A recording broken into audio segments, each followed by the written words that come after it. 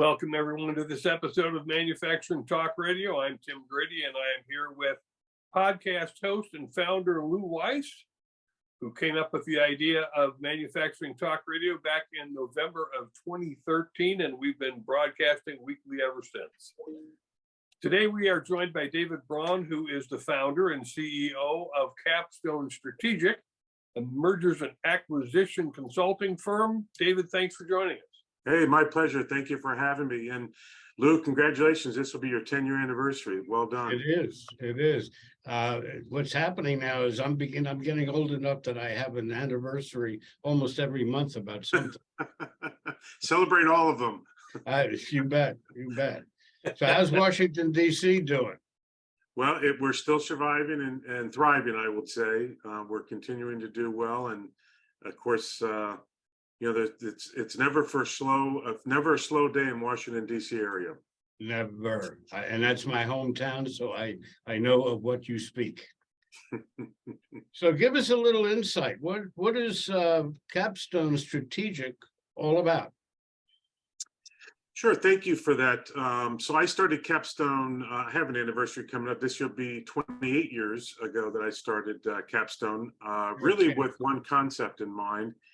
And that's to help companies to grow, primarily through external means, acquisitions, joint ventures, strategic alliances, minority investments, all the things that are not around, do you have the right salespeople? Do you have the right brand? Or do you have the right location for your manufacturing? It's really more about how do we take companies, and often they're good companies that want to continue to grow, but maybe the organic growth isn't where, they have a lot of traction or opportunity. And so that's really where we specialize in. And I've tried to blend together a bit of, I started my career in boutique investment banking, and I really felt like one of the things that really needed to be added to the conversation in a more meaningful way is the whole concept of strategy. How do we kind of marry those two together? So it isn't just about kind of financial engineering, isn't just about what, might look good on a spreadsheet, but how do we really be thoughtful about what to invest in and where to invest our time and our resources? And I got to tell you, from most of my experience, and we work with a lot of manufacturing companies, and from my experience, most of them, it's not lack of opportunities.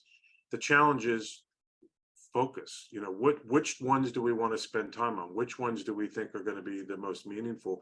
And every company is a little bit different in that regard, in terms of their risk tolerance and timing and opportunities. So that's a little bit about kind of how I got started in this business, and a little bit about my passion for helping companies to grow and to do it in a thoughtful way that is sustainable. One of the things that Tim and I, you heard that we're doing this for 10 years. Yeah. One of the things that Tim and I have picked up over the years, and actually we learned it very early on, is that manufacturers know how to manufacture. They know how to make things, they know how to buy goods, they know how to do all kinds of things, but there are also things that they don't know how to do, or haven't been focused enough, or they don't have the right people or the right outside resources to help them. And that is how to grow the company, how to sustain the company, and how to market the company. Yeah. So it sounds to me that's where you are focusing your resources to help mid-sized companies?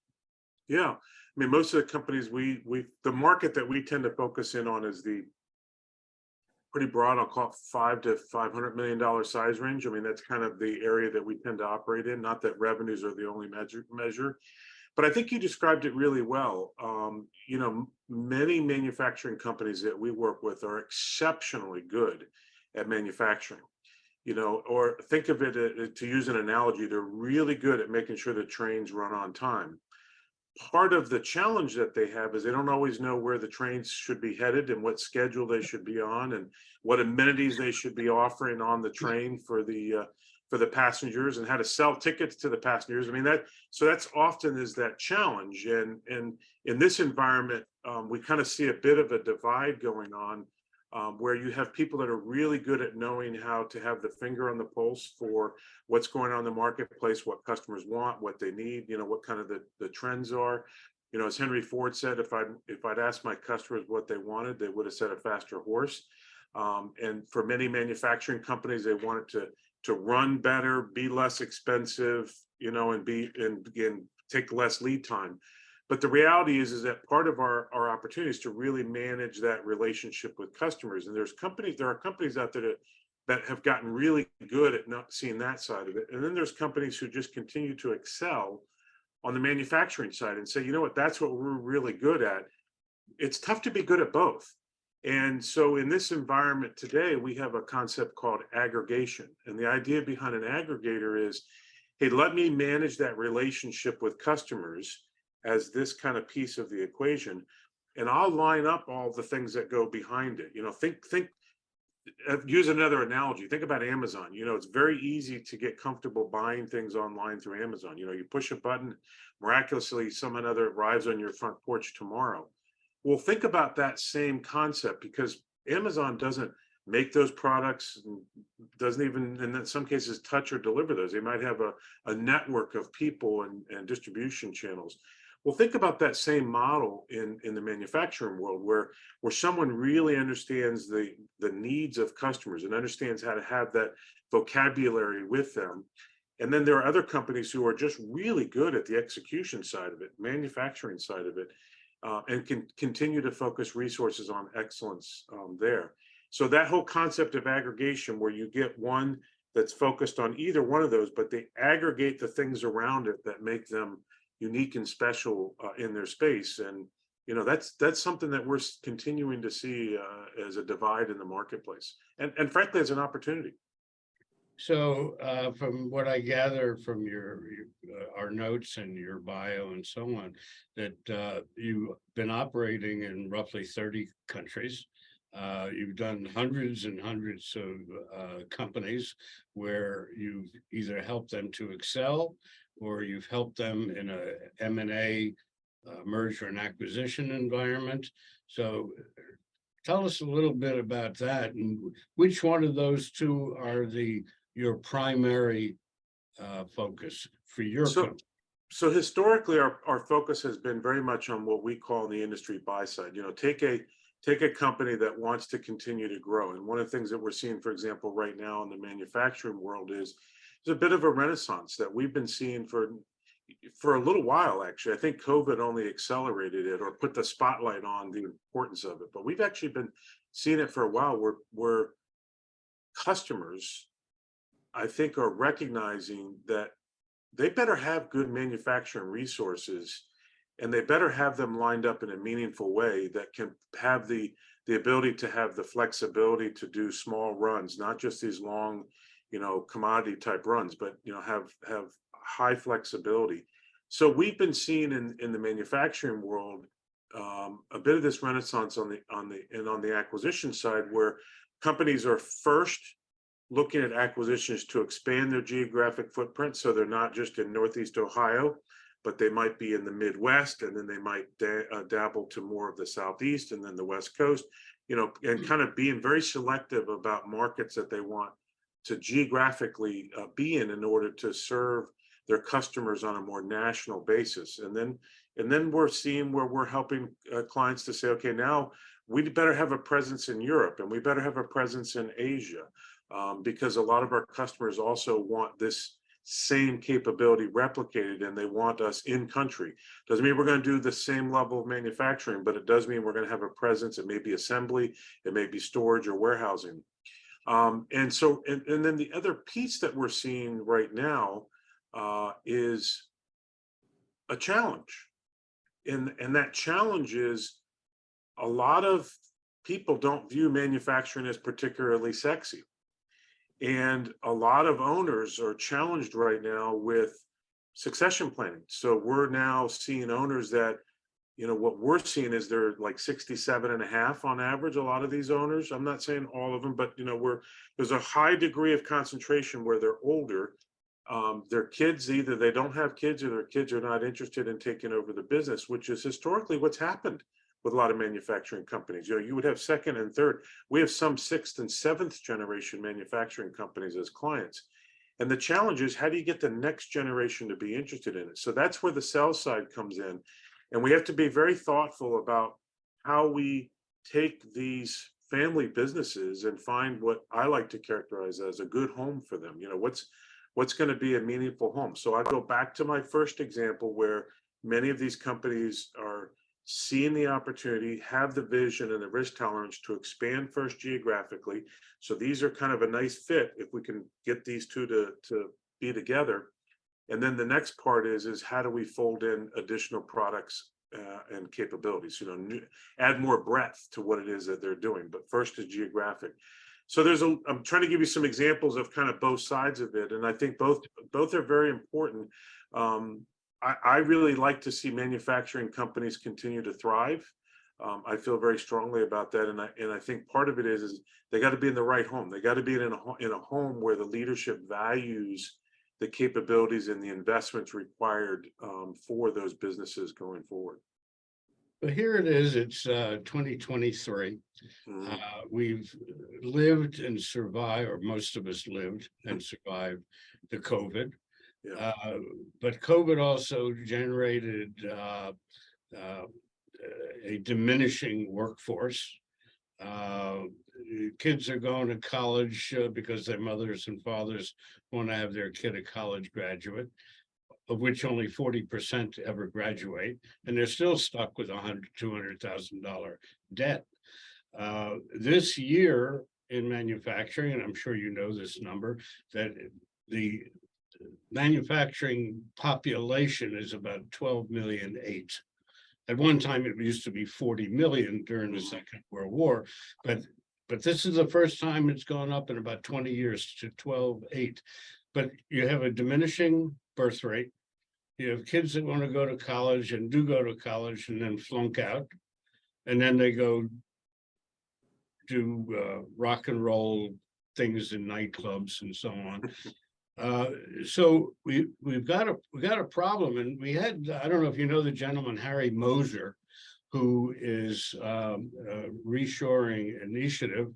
He's on our show every month, and he's talking about the fact that we've only brought back 1 million jobs out of the 5 million that we lost To offshoring.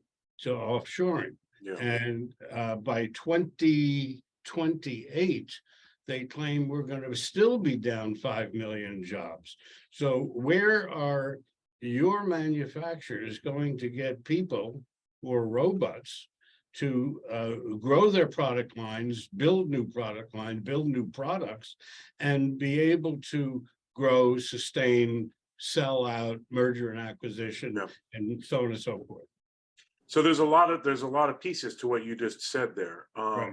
First of all, I think part of why you may not see a piece of the puzzle where you won't see one for one in terms of offshoring jobs coming back is because of automation. So you have companies now that are much more efficient than they were when some of these jobs were offshored, and the jobs that have remained have tended to be the more valuable, more high-tech kinds of manufacturing jobs. But I think there's a number. First of all, I don't think there's any one answer. I don't think there's any silver bullet to this. I think it's a variety of things. And let me tell you some of the things that we've been involved in that we've seen some success with. Part of it is you've got to continue to invest in technology. So automation, data analytics, predictive modeling, robotics are all four things. And I'll even add cybersecurity to that. All five of those things are all pieces, that come together that are ingredients to the process. And frankly, manufacturing companies that have not continued to invest in their CapEx and portfolio of business investments are not going to probably, they're going to struggle. I'm not saying they can't thrive, but they're going to struggle. So I think part of it is continuing to recognize the changes that are going on. So we know what kind of when to make runs, when to make orders, how we can be more efficient at what it is that we're doing. But there's another piece to that you talked about, which is I think a bit more complicated, and that is the labor part of it. How do we make this an interesting place that people want to work? So you talked about 40%, and is that 40% that start college and don't matriculate, don't actually graduate? That's right. A pretty high number. I wasn't aware of that. That's actually a pretty high number, because we haven't even talked about the 60% who do graduate and then end up with degrees that maybe aren't something that they end up doing or using in a meaningful way. So part of what we have to do is we also have to recognize that we can't expect people to find manufacturers. We have to go find the talent. And so part of it is also creating relationships back into the communities. And there's a number, I'm going to give you some different examples. Again, I don't think there's any one answer. I think it's about doing a variety of things. Getting back into high schools and providing apprenticeship type programs so that some kids may find out early on that, going to college maybe isn't for me. Maybe I really like working with my hands or working in this kind of an environment. And frankly, one of the interesting things that we've seen is there are a lot of young women who have shown an interest because they like the technology, they like the hands-on aspect of it. So let's not overlook the opportunity there to go early, go into high schools and create apprenticeship type or internship type programs where people can get introduced to it. We've got to go out because they're not going to always find us. Second, in some cases, we have to open manufacturing facilities or make investments in new communities.